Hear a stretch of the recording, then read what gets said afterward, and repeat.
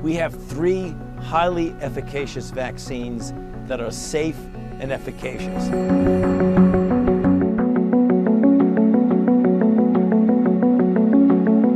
It's go time for Johnson & Johnson. They have been up for several hours now. They are pulling the vaccine from the freezers, packing it up, and then loading it into the trucks. It will be heading out today. Their entire current supply, nearly 4 million vaccines, will be on the move. They are expected to deliver 20 million vaccines by the end of the month. A third vaccine joins the arsenal in the fight against the coronavirus. Johnson & Johnson's single shot cleared for emergency use. The CDC signing off.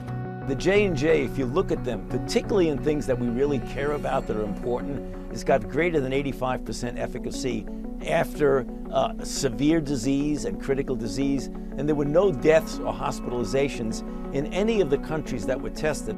3.9 million doses are expected to ship out today. ABC News confirming 2.8 million will go to states and local jurisdictions, 800,000 to pharmacies, 70,000 to community centers, and 90,000 to federally qualified health centers.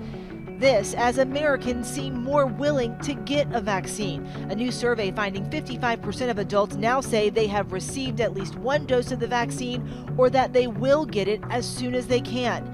This up from 47% in January and 34% in December. But health officials warn, even with more vaccines, now is not the time to let up.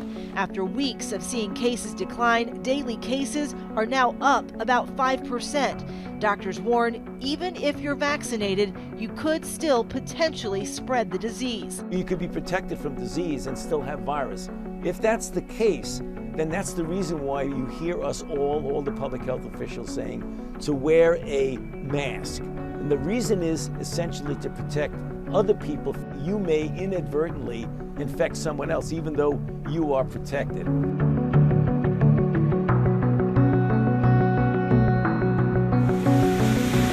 Millions of Americans are waking up to a severe weather threat.